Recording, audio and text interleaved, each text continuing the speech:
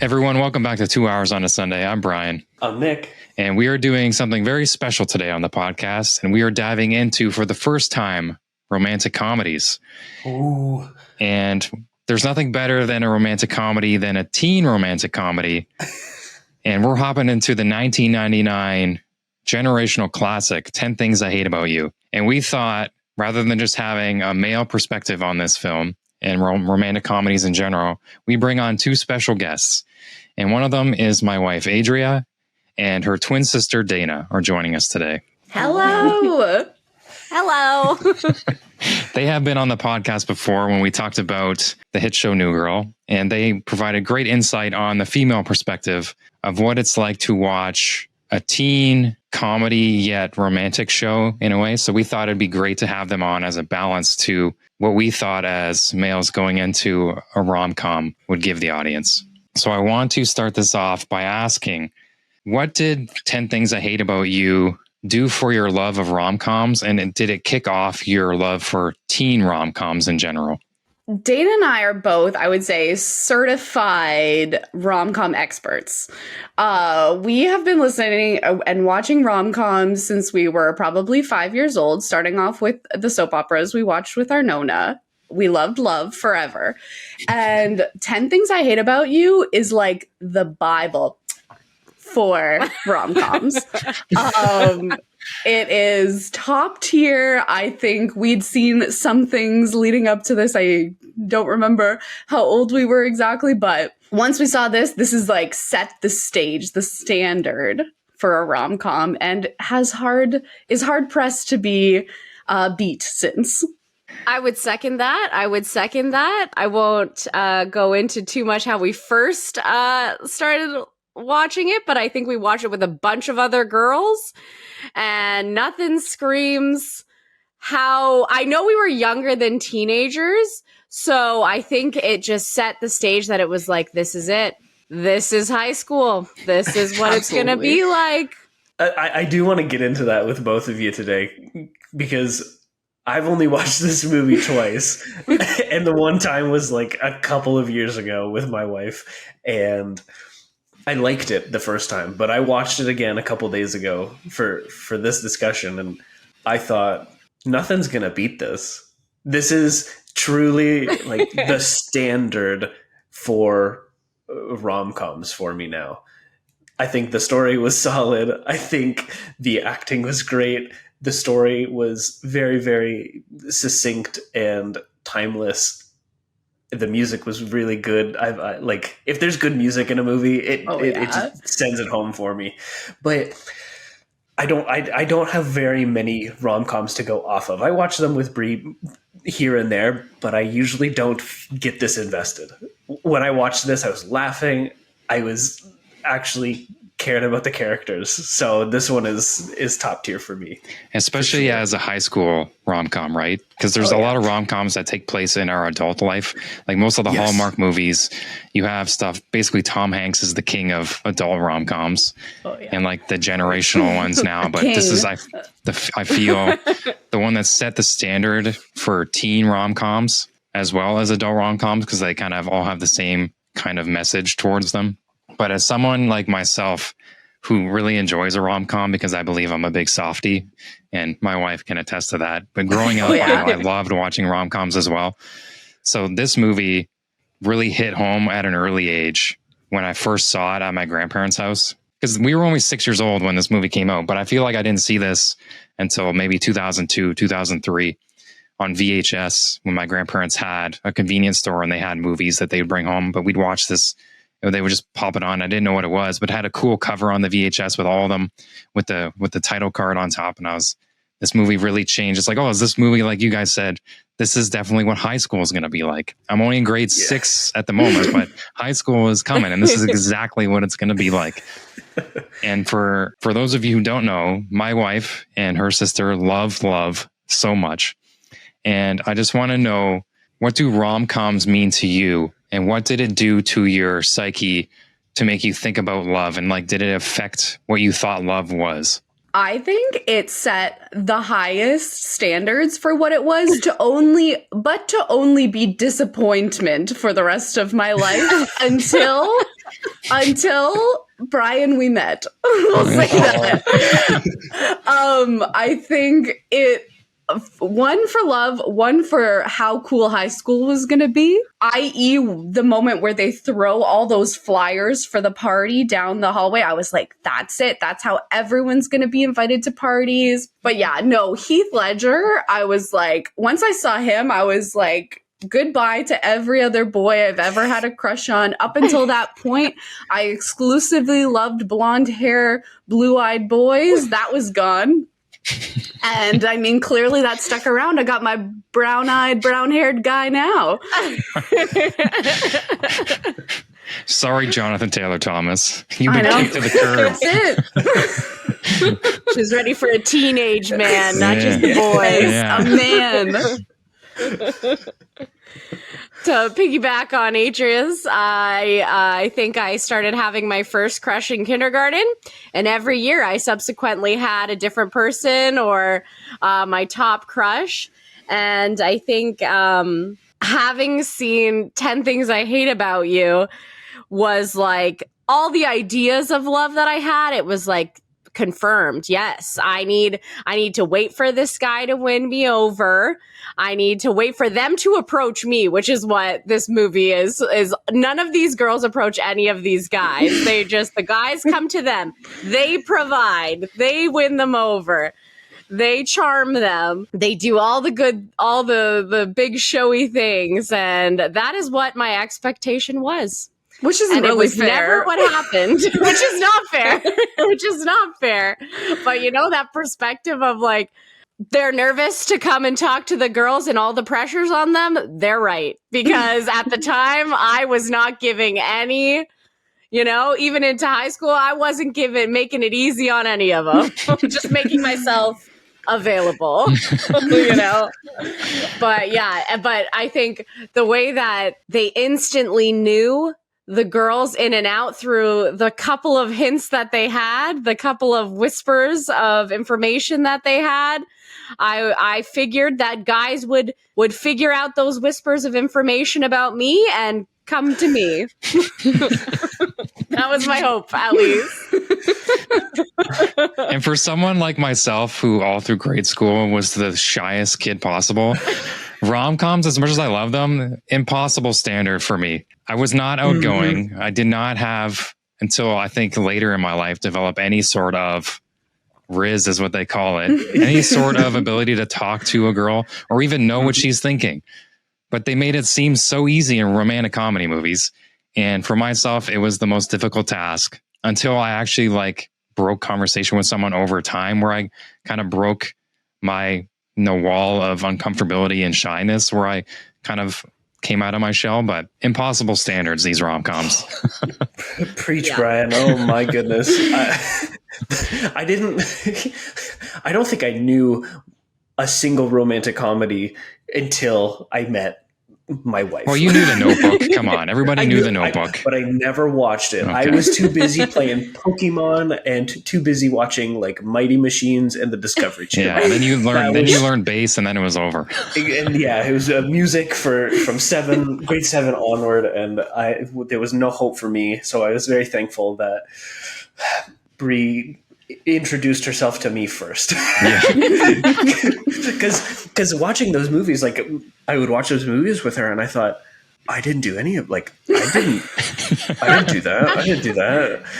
I guess I'm just nice. Yeah. And it's like you said, like the expectation, the standard is like up there. You're like, I can't get there.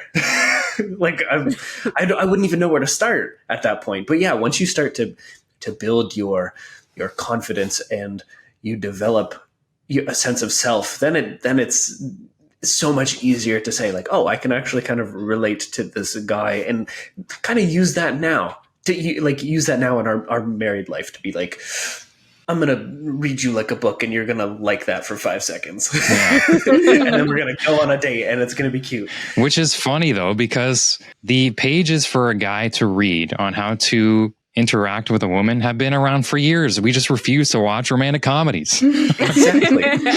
That's all we need. The playbook is right there, fellas. Just go watch yourself a good rom-com and just mesh it with your own personality. Because Adria was the first person to talk to me as well.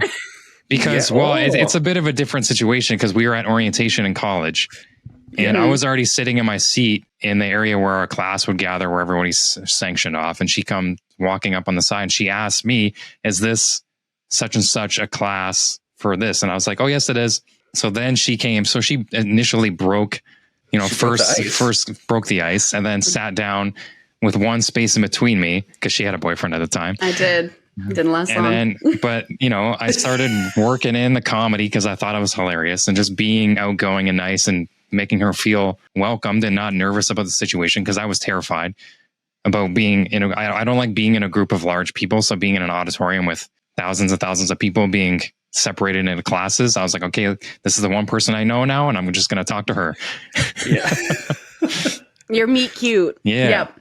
Well, I think part of that too, you were talking about being shy is again, like we were so shy too. So how are two shy people ever supposed to end up together if no one wants to say anything? And at that point, I had reached the point where I was like, I'm going into the new program. I'm going to be confident. I'm going to at least pretend to be confident until that is real. And so that's why I said hello. So I guess it all works out. It definitely does. And we've spoke about this just a little bit, but do you think 10 Things I Hate About You set up an unrealistic standard for high school? Or do you think it's kind of set how high school really was? Like, did it set a good example of what high school was besides some of the cliques that you saw in the movie? Yeah, I think as much as I love this movie, there are a few guilds. In general, high school, what I think they did right, absolutely amazing, is how people talk to each other, like especially the sisters. I love, like, what did she say? She says, I know you can be overwhelmed and you can be underwhelmed. Can you ever be whelmed? Like that kind of like little silly girl talk and like just how they talk to each other is perfect. I do think the cliques, the stereotypical cliques, are a little extreme. Obviously, like cowboys and yeah, that one was weird. Like the You guys coffee didn't have drinkers. a cowboy clique in your high school? Yeah. I was like, maybe this is an LA thing, but they have like the coffee cart at their high school. Like, I was like, okay, but well, we had a cafeteria. Did it sell coffee? Yeah. Oh, Did it? Well, I don't know. I think it had, I think we it had did, yeah. coffee, but it didn't have that like self-serve, like put the whole like, extravagant meal on the plate. That I was like, we didn't get that. No. We got pizza. Yeah. In the quad. Yeah, In the quad. And Brian and I noticed actually in the very beginning of the movie, there's all these people that are like playing hockey and they're playing it in about like a span of like 4 feet. And they're like, oh, we're like, it's so We're on things the like parking that. lot. It's like, why are these kids still playing hockey? But anyways, in that sense, I would say the stereotype's a little cheesy. But besides that, at least that's what I wanted high school to be like. And it's obviously in our experience, I would say, Dana, like much more low key, like definitely not as cool. Not everybody's like fits a stereotype, but I thought that the way teenagers interacted 100%. So I don't know if any of you have ever seen Clueless, but that came out before 10 Things, which is another high school rom-com, and I would say kind of set the standard for some of this stuff, but making fun of it in a way. And then I looked up when Mean Girls came out, which was 2004. So 10 Things is like right in between, which Mean Girls, everybody knows the iconic like stereotype scene that they set in the cafeteria. And this one too. So clearly this was like a 90s trope of everybody's the skater kid and the goths and whatnot. And I agree that that is not, I don't think that people in high school are actually so defined. Everybody's still figuring it out. Nobody's like, okay, I'm committed to this for my entire high school career. That certainly didn't happen. I totally agree about people. And I see this in lots of movies. Adrian and I have talked about it before, where so many people are hanging out before school, whereas Adrian and I were rolling in like 5 minutes before the bell every day. I don't know, like people who like would go and like have breakfast before school. That doesn't happen in real life. Not at all. That never happens. The closest thing that I got to doing that was showing up when the bus dropped me off in high school, 20 minutes before class. And me and a couple guys, we would just walk around the school and chat But we're not going out to Timmy's or like going to a restaurant at 7 a.m. We're teenagers. We don't even want to be up Yeah. to get our alarm at Can't 7:15. even function. But what I think set the standard for high school well in that movie is they cast actual teenagers. Heath Ledger and Julia Stiles, they were only 18 and 19 when the movie came out. So they really cast kids like shocking. 17, especially back in the 80s and 90s. There was still a grade 13.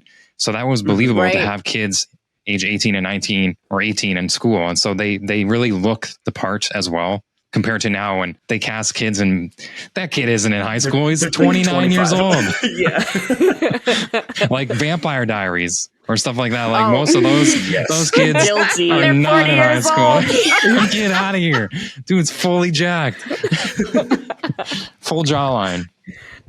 We did see one of the Rastafarian boys in the background, Brian and I, and he looked at least 45 years old. Yeah. Like the white Yeah. Rastafarian Well, guy. the Oh my background God. kids don't matter, you know? Like the teacher. We thought the teacher looked a little too young, but he was like 33 years old when we looked up how old he actually was. Oh, wow. But he only looked like Yeah. he was 21. Right. It's so interesting for me now to see young teachers. We thought when we were young that our teachers were old, like our parents' ages, and now we're like the age of the teacher. Yeah. And we don't feel that old, or I don't at least. But Dana, you brought up something about people finding out who they are, and the cliques were very accentuated, or the styles of each person was very accentuated in this movie. And I kind of agree, but I also come from the music department. And that was, I think, the music and the drama department were probably the most vibrant of characters in high school that I ever got to interact with. Like Brian and I, like we were pretty much like steady throughout. We liked our video games. You did some sports. It was just that. We were just getting through high school, but I saw music and it was intense. Like some movies do a good job of really building up that character of like the music kid.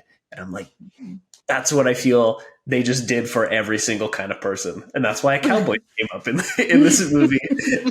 And I thought that was just really funny because it is making fun of the wackiness that we try to create an identity from. It's like, oh yeah, I want to be a cowboy this year.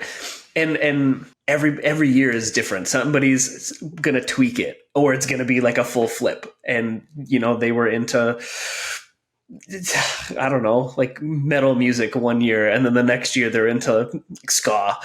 So it's fun to see that in movies. It's almost refreshing for me because it's like going back to the music program in high school where there was no holding somebody back of expressing themselves. And that's what I thought was super cool.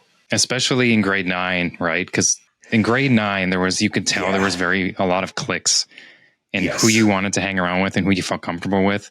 Like you could tell the drama kids and the music kids from the sports kids or the skater kids. There was all of them were there. But by grade 12, I feel like you intermingled with everybody. Yes. But whereas early on, it was very click. You can tell who was who. It's that I've got to figure this out, and I'm going to go to the people that feel and look like me to feel comfortable. And then we realize, oh yeah, that might not be for me. And then it all kind of meshes together. And that's why I think it was really cool that Julia Stiles and Heath Ledger's characters were kind of like plain looking. Like Yes. Heath was in like a gray shirt and jeans, and Julia Stiles was always just in like whatever top, but like a skater top and no makeup, right? And like that played into her character, I think, but it also kind of it played into the idea of they're a little bit more solid in who they are as people, and it comes out in the movie as we get to know them as well. So I think that representation, it wasn't anti-patriarchal, and Heath Ledger wasn't the full rebel that everybody put him to be. So I thought that was a cool detail. If it was intentional or not, I appreciated that look to them, that character design. Yeah, 100%. That was actually one thing I was thinking about too. Like, Julia Stiles is the main character. She's supposed to be this like edgy, like you said, like, let's bring down the patriarchy, but she was that angry teenager without being like full on emo, dark makeup, black.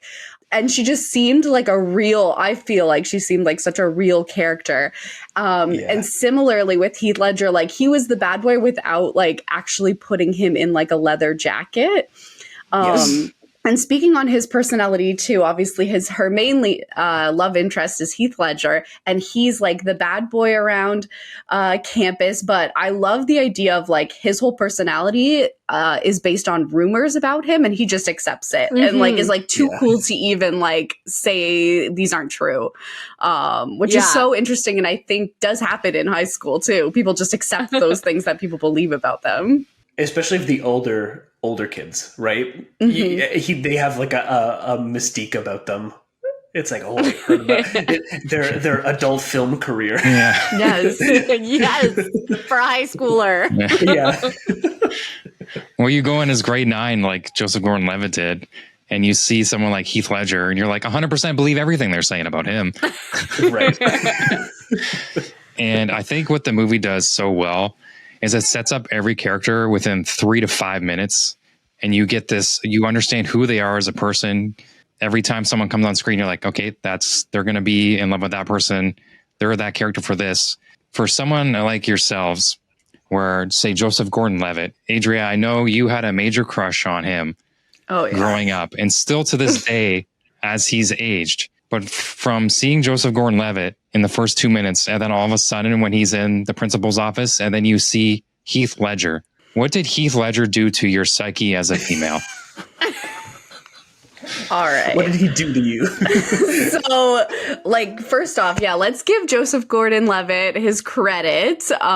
He's a king from Third Rock from the Sun till Inception to everything he's done. He's absolutely a babe. He's like in his own category. He's the nice boy. He's so sweet.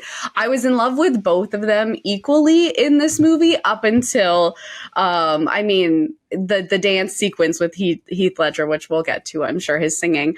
But anyways, Heath Ledger, oh my gosh, like I said earlier, at this point, we were approximately, 11 when we saw this movie. I liked boys, and that's when we started to like men. The dimples, and not just because he is handsome. Obviously, he's got like the best smile around. He's got the dimples. He's got that cool, edgy, artsy hair. The accent. Yeah. I think just everything is cool. Like, everything he says is cool. Like, what's that chick have? Beer flavored nipples or something? If you know that. But the more he opens up and like you see his soft side as his character develops, the more he can trust her. He says, obviously we watch him falling in love with her too. I was like, this is a nice boy. He's so sweet, but like, I love the edgy outside. So he's just got everything. And then obviously going past that, all the other, like, he was in A Knight's Tale. I don't know if that was after this. I think it was. This was his first role. Oh, okay. So first wow. American. Same with Julia Stiles. This was their first breakout. So then Knight's Tale we watched a lot, I remember. And then I'm sure many, many other things, but like obviously Dark Knight, very cool. Less attracted to him in that one, obviously. What are you trying to say? He had the perfect makeup. But yes, oh my gosh, R.I.P. I remember finding out when he died, I bawled. I was distraught. So yeah, no, absolutely. He's a king. He's forever top of the list. I agree. I think, as you said, Brian, when he comes into the principal's office, and Adria's crush on Joseph Gordon-Levitt is a little bit more than mine, but when he comes into the office and he's talking to the principal, he just is like, talking, like Adria said, talking to her like a peer almost, because he's so cool. He can talk to an adult on their level, and he has that little smirk. He's like something like, It's like he "Hey, grinds at both of his Sparky," or teeth. something. Yes. And I think at some point he has a little toothpick in his mouth. And there's a part, I think, when they're first introducing his character and he's in the science lab and he's like flickering with there's like a little Bunsen burner and he's touching the flames. You're like, oh, this bad boy, he can touch fire. But yeah, no, I think it's just his eyes too. Like, obviously Heath Ledger is a legend, and he's, besides his physicality, like, so much emotion in those bad boys. They're like, they just take you in. And every time when he's talking to Julia Stiles and they're starting to get their vibe in, and he's trying to like win her over, and she's this like hard exterior, and he's like, oh, I like this a little bit. You can see it all over his face, and I just want to eat it all up. It's so great. It's so great. So do you think he set an unrealistic standard for lead males in rom-coms? Absolutely. Yes. Absolutely. I was going to counter this question with, does a boy like this actually exist in high school? It certainly set me off a path on searching for a bad boy. Absolutely. Bad boy with a good heart. There was points in high school, I don't know if you thought this, Nick, where the girls liked the edgier guys where we were the nice ones. So I'm like, well, are we ever going to get on that side where they think the nice guys are cool? But realistically, they just thought the edgy were cool, but they eventually, like, now everyone just wants someone who could be a dad and a nice guy. The dependable one person. But in high school, they're like, oh, you're the cool, you're the popular one in whatever clique you're in. So you have the edge, and girls are attracted to you. So I thought we were at a disadvantage always when it comes to that. Even though I played sports, I was still on the opposite side. I was like fine line in the middle, I felt. Right. Yes. Going back to just Heath in general, like whenever they had like a close-up shot of him, I'm like, oh, I get it.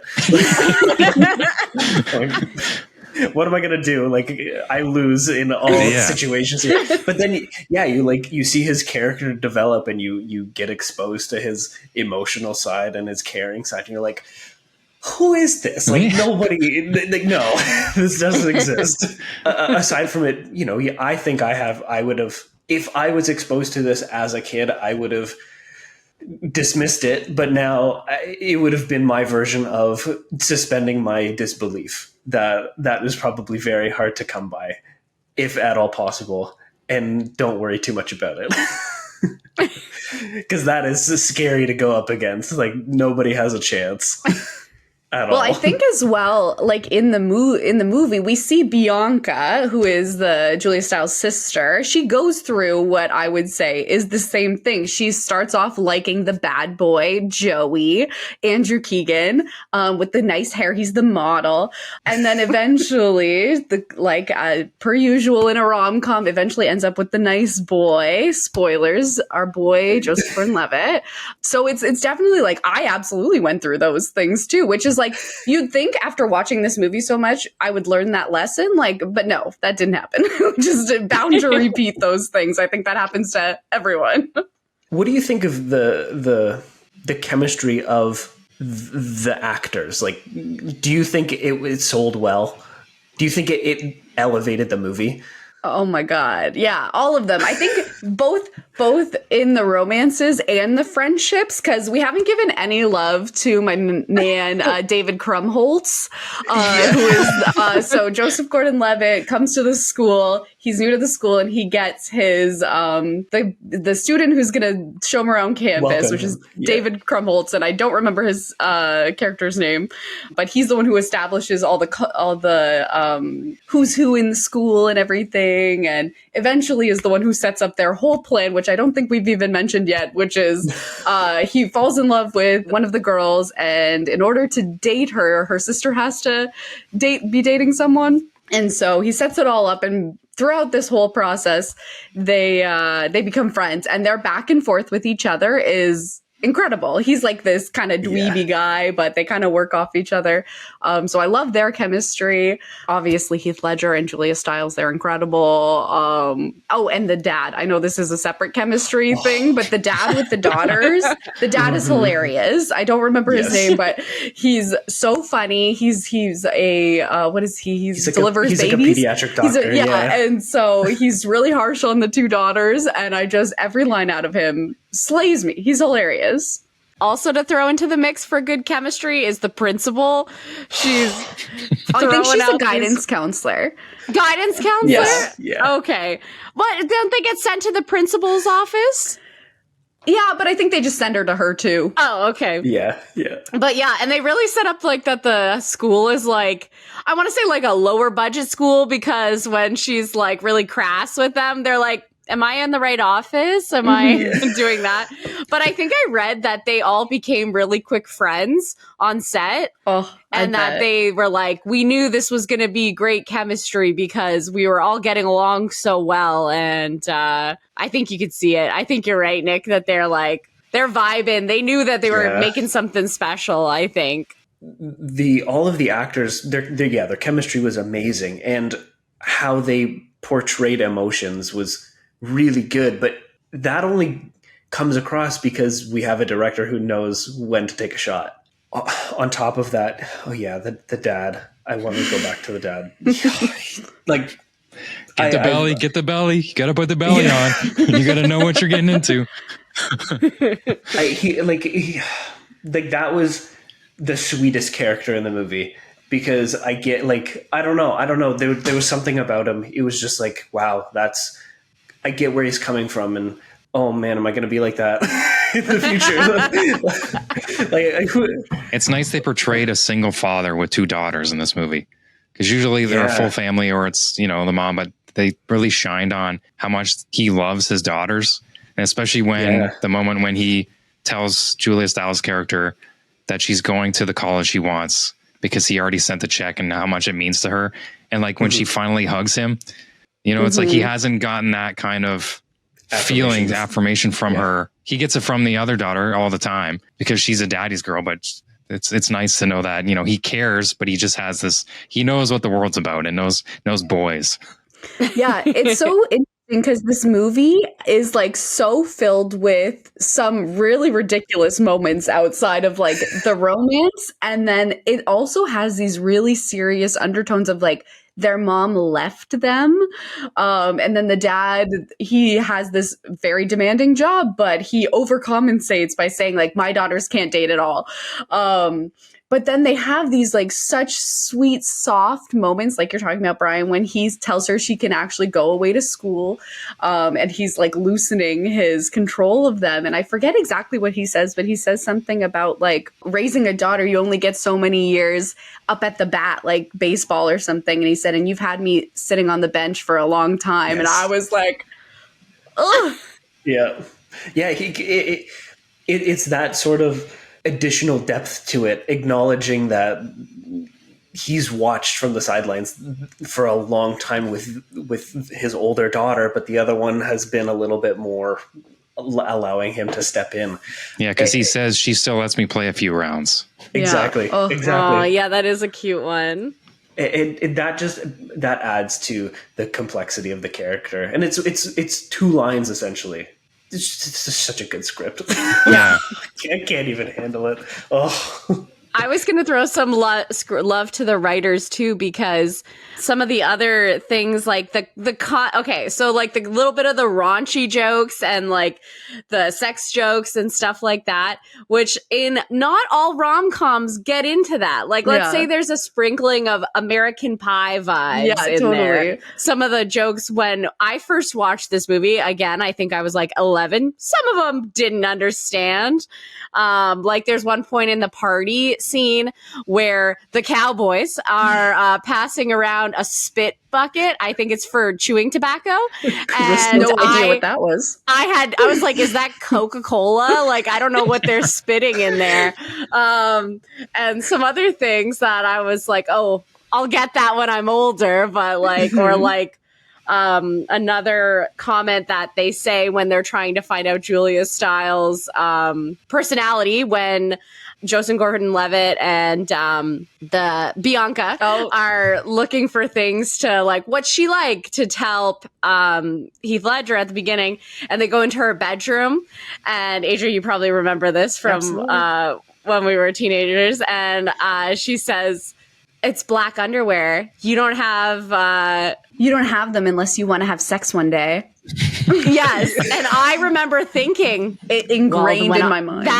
That was like, exactly. That was like, well, one day when I have black underwear, I'll be ready for sex. That's it. That's it. And I was like, that is how much this movie got to me. I was 100%. Like, that's it. That's the next step. Once I'm there, that's it. And I took it in as in like, as fact, gospel. As history, as gospel. That there's a really cute moment after that where she says like, "Oh, a girl's room is private, blah blah blah," and they're snooping through her stuff, and he goes, "Well, can I see your room?" And she's like, "No, that's private." I think when I first saw that movie, I paused the movie. I paused at that scene about the black underwear, and I asked Brie, I was like, "True?" And she's like, it's one of those, it's like one of those stories, you know, you just kind of, you take in and you're like, that's the truth. You hear it once and there's no other sources for it. You have no other information to back it up. You're like, that's the truth. And like, I love that about this movie. It's like, it probably instilled so many just assumptions in people. And it's like, yeah, black underwear. That's for when we're ready. Oh, there's a lot of moments that I was like, yep, those will be like that moments in my future, i.e. they're at the party, and at this point she's been like against the grain the whole time, and finally she like kind of has her last straw. Her sister's not listening to her, and she starts to drink, and she gets drunk for the first time, and like is kind of she's like, "Oh, I'm just going with the flow," and she gets drunk and she dances on the table. And I said to myself after watching this, I was like, I cannot wait to be at a party and dance to this song. And it happened one day when I was like 21 or something, and I was at a house party and they played this song, and I was like, I have made it. This is my time. Back up. Here comes my Julia Stiles moves. Yes. I think I texted Dayna. I was like, oh my God, they played blah, blah, blah. Side note, as Brian and I were watching this movie, so she is drunk and she's doing her like table dance on this, and Brian and I are like, okay, like it's like okay, but it is like a white girl doing a little dance on this table, and Brian and I were like, oh, this is like her audition for Save the Last Dance, and we read that is how she got the role. Yeah, I read that too. As soon as she got up, I was like, oh, she's doing Save the Last Dance moves. And I was like, then Adria looked it up and she's like, how does anybody get a dance roll off just pretending to be drunk and table dancing? I don't understand. A couple body rolls. She was the hottest actress at the time. Yeah. Oh, that's so funny. But I think that gets into me asking both of you, what are your favorite moments from this film? Mm-hmm. I love the paint date scene where they're doing paintball. Could they look any cuter covered in paint? I don't think so. And that's when they have their kiss. It was my cover photo on Facebook for a while because Heath Ledger's got like a couple of strands. He's got his little long ponytail going. They go in. I think they kiss for the first, maybe not the first time, but I think that is the first time they kissed. That's the first time. She tried to kiss him in the car after he says your sister's without, and he rejects her because she's drunk. Mm-hmm. Good on him. Many of mine are just Heath Ledger and Julia Stiles. When he's helping her on the swing. The swing. Yeah. I also thought that would happen to me one day. Every party I went to, I swear I thought there would be a porch swing or a swing of some sort that a boy could push me on. I'm trying to think what else I like. Adria, you got one ready to go? I mean, obviously, it's obvious. Obviously, her poem is a great moment. I do really like, one of my favorite moments is in the beginning, is not even with either of them. It's when David Krumholtz goes to try and convince the bully to give them money to back the dates that they're going to go on. And he goes and he says, he's trying to like blend in with the guys. They're like, who is this guy? And he sits down and goes, is that a peach flavored roll up? Don't see too many of those. And then he goes and he draws the dick on his mouth as he's like convincing them. And that was another moment to go back to. Like, there were so many moments when I was young and I was like, well, I shouldn't be watching this. And that was one of them that I was like, oh, I hope my parents don't walk in on this exact moment. So there's that one. There's the paintball scene, 100%. I love when Joseph Gordon-Levitt and Bianca kiss for the first time in the car after he drives her home from the prom. And when he tells her off. Yes. Yeah. Absolutely. And when Bianca punches Joey at the prom. So once everything's that's discovered, a great part. And Bianca. Joey goes up to Joseph Gordon-Levitt to confront him about everything. Or I think he's bugging David Krumholtz or something. And he calls Bianca a bitch, and Joseph Gordon-Levitt goes to, and he like, I don't know if he shoves him or hits him, and then Bianca like, comes you just up crossed and the line. and then he turns around and she punches him like twice and kicks him in the balls, and then he goes, shit, Bianca. I got a nose I had to do tomorrow. Gotta shoot in the morning. Yeah. And then just the ending. I love this the ending where he gets her the guitar and everything. I think we'll probably talk about that, but then it cuts out to the song, and I love that song. So that's all my favorites. Those are. Is that what you thought we would say? I was surprised about the when David Krumholtz was talking to like them about the money situation. That was my favorite scene because it is so it's like insane. like from the peach flavored fruit roll up, I was like, wow, that is like to the T an awkward kid talking to the popular kids. And he just like, as he's speaking, he's just drawing the wiener on his mouth. Like, what's happening? And then the end when he goes for like the handshake, and then he's just like,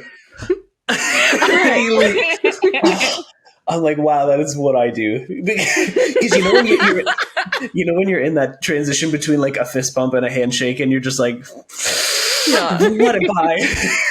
Because that still happens nowadays. I still do that. If you haven't seen somebody in a while, you're like, okay, how do we interact again? You know? Yeah. Or if I'm with like clients during the day, it's like, I'm like, if anybody else, like if I know that, like if I know you guys, like I'll give you a hug instead. Just like we'll just cancel all that out. But like I can't do that with people at work, so it's just like a fist bump eventually. But that I think is my favorite scene. Now, Adria, you forgot to mention one of your favorite scenes in the movie when he sings. Oh my God, Yeah. we're slacking. That's the best part in the movie, hands down. I agree. So to set it up, he is trying to win. She's angry at him because he does not kiss her back when she goes to try and kiss him. So he's forbidden.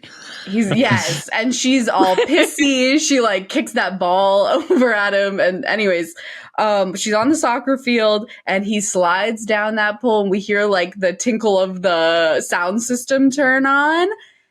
And it's over. It's over for men at that point because he proceeds to sing this song to her to embarrass himself as an already established badass. He's singing in front of the school this kind of like lovey-dovey song. And even though he's like a little off tune, it's the most romantic thing I've ever seen in my life. When he pats the security guy on the butt. Like, that part's great. Because he pays the band to play the song with all the money he's gotten from the bet. Yeah, that's what he uses the money for, right? And then he uses the rest to buy right. her guitar. But yeah, I love that scene. I love the scene when he shows up to the women's bar with the band.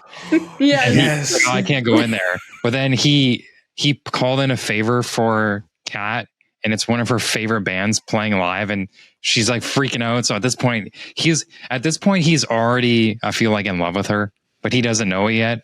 And she's like breaking down her shell, realizing he cares. But it's this moment of him being happy to see her happy. Mm-hmm. And then another scene when he sees her, he picks her up at the prom. All the stuff with him and her are amazing. Yeah. But then the scene when she finds out that he was paid, it's heartbreaking, which leads into the poem. Also, the scene when she gets him out of class, when she flashes because he points that out at the end of the movie. He's like, anybody who flashes someone to get me out of detention, that's somebody I go for. Yeah. Now, do you believe if you were to take the 10 things I hate about you moment when she reads the poem to him out of the movie and replace it with something else, do you think this movie would have had as big of an impact and long lasting kind of life to it without that scene? Ooh. I don't know how else they would have, like, what would be more meaningful for them to get back together. The poem literally almost makes me cry every single time I hear her read it. I read that she only did one take of that, but I don't know if that's true. And like her tears were real. So I don't know if that's real, but I think it's just the slow moments you're seeing her emotions and then they're cut into him and he's really understanding and hearing her. Oh my God. Yeah, no, I think it's essential to the movie.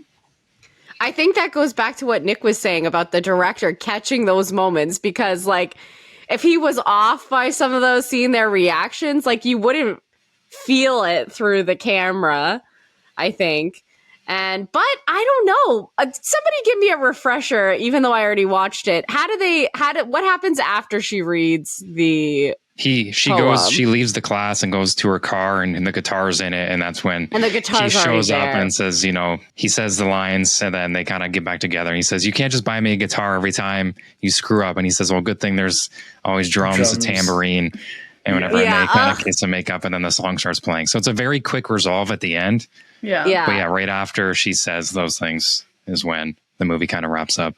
Yeah, because they already know what they feel for each other. I think she's already forgiven him. I don't think it's the guitar that does it. I think it's just like a teenage thing. You don't know how to express yourself. And obviously, like, that comes out of her. I don't know that he in words has expressed himself that way, but maybe he doesn't need to.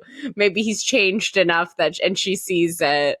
I don't know. But also, I believe it's based on a Shakespeare play. Yes. Yes. The Taming of the Shrew, I think. Which I have not read. No, me either. And I believe this poem is probably based on something in that, I would imagine. This is all hearsay, but I think it's such a great moment. I think it had to be at the end. I think we had to earn it as a viewer. But I don't know. I don't know what else you would have done. So when I watched it, I was like, where's the 10 things I hate about you? Like, I forgot about that. So, because it didn't really bring up anything else in terms of, somebody's distaste for another person. I thought it was going to be more of a thing throughout the whole movie. But then that payoff for the 10 things at the very end and how it's delivered, I'm like, you can't get rid of that. I don't think. Dana, you're right. We had to earn it. We had to earn it at the very, very end. It's like in a song that's really well written and you're holding out for the name of the song to be said. Yeah. Like, how did they come up with the name? And then boom, it's like near the end. Like, totally. It's like, it's actually triumphant when it's fulfilled that way. And I would not take that scene out at all. And I think because that scene happens at the very end of the movie with only, say, 5 minutes of extra runtime, it had such an impact to the overall finale of the movie. But this is the first time we really see her break down emotionally, because she has such a hard front and she doesn't really care what other people think, and she's made this reputation for herself. But because we spent this whole time getting to know all these characters, and then the last 5 minutes of the movie is hit you with the title of the movie, the biggest scene of the movie, the resolve of them understanding each other's differences and what the emotions they went through and in a fun way, and then finishing it with a song. I think that's why the movie has kind of stuck around all these years, other than being relatable to everybody. Yeah, definitely like top 5 movies for me. I would recommend it to anyone. I have a question for the boys, because a lot of rom-coms, obviously, the girls watch, but I think this movie brought in like a lot of perspective that maybe the cover you might think, oh, it's like a love story, which it is. But would you guys, if you had seen this back in the 2000s, maybe you did, Brian, but did you think like, oh, this is a chick flick, or would you like, I don't think it is a chick flick. Would you recommend it to other men? See, I think this is the same. I saw this when I was very young. I was like 11, 10 years old at my grandparents seeing this. So I didn't know what a chick flick was. Like I knew there was other movies, but I was busy watching, Lizzie McGuire, That's So Raven. That's the kind of stuff on Disney Channel. So I didn't disassociate any of that kind of stuff. I just watched what I like. But this is the same thing we talked about with New Girl, where you think New Girl is a girl show, but you watch it for the guys, where I think this is for every person who has gone through high school. Yeah. It's not for anybody who loves love can obviously understand this movie, but there's so many characters that you can kind of like, I see that person, or I knew that person in high school. Every character is believable. So it's not like you're watching, say, Sleepless in Seattle, where you're in it just for the love story of cozy love. Adults. Whereas this is a high school film where you don't really see it as a chick flick, because there's so many guys present in the movie with different perspectives, because we do have 2 separate love stories going on. So I don't think it's a chick flick in my mind. I agree. It teeters the line. At first, I think if a young kid sees it, he'll be a little dissuaded. But if they give it a chance, they'll be like, oh, I like that, or that cool dude is actually a little bit deeper, or I can somehow relate to like the goodness of them into me. That's where I think it wins people over. There's just like a lot of relatable guys, especially Joseph Gordon-Levitt, I think for most guys would be like the most relatable. But I love the interaction between Heath Ledger and him when he's like giving up on going after Bianca, and Heath says, do you like the girl? I forget how he says it, but and he says, "Don't be afraid of going after something that you want." Oh, yeah, right. yeah, and it's just like hearing that from somebody like Heath Ledger too. I feel like it would give you all the power in the world. Because at that point, I think he was already. He wouldn't have said that at the beginning of the movie. He was at the point with Kat where he knew what he wanted, and that was her. So giving his advice that he wouldn't have given himself. Joseph Gordon-Levitt was Heath at the beginning of the movie.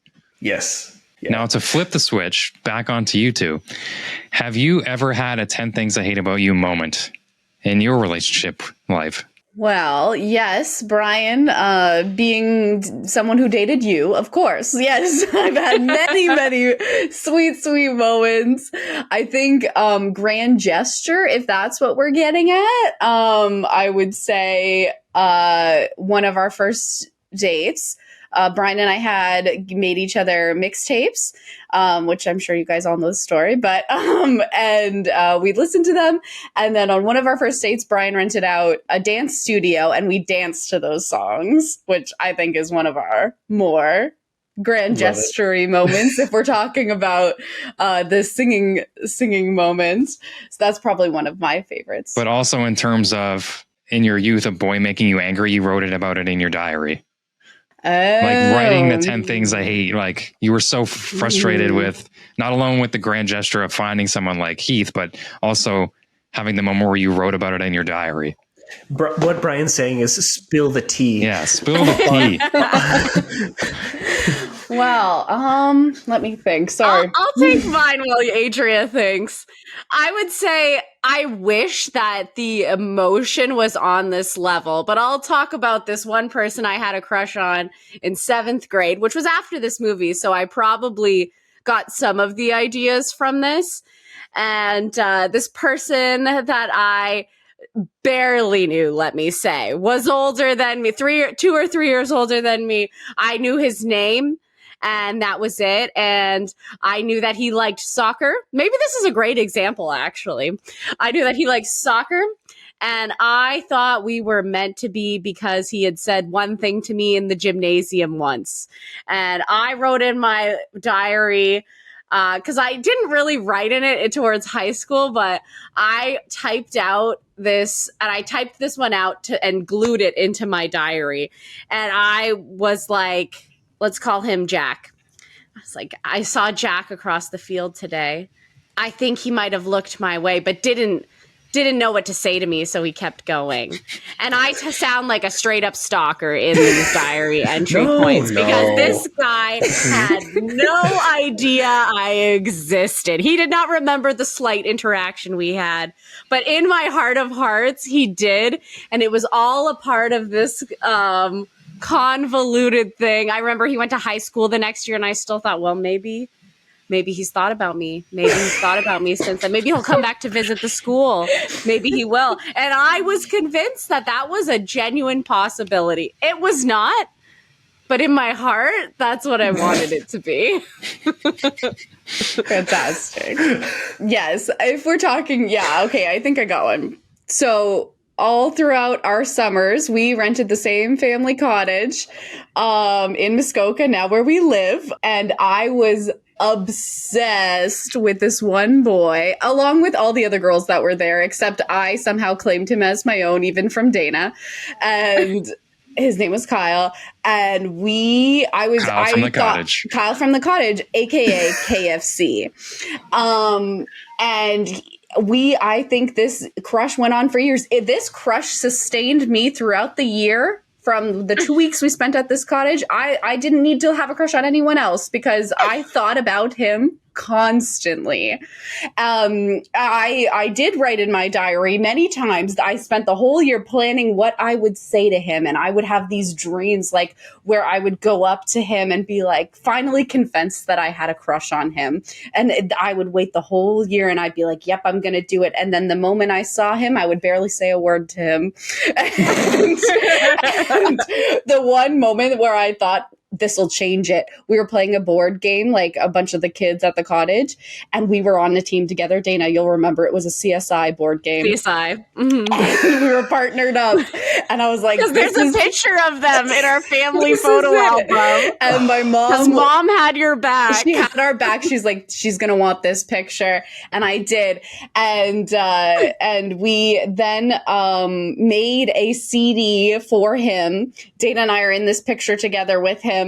And I mailed it to him, and I thought he's going to remember me forever.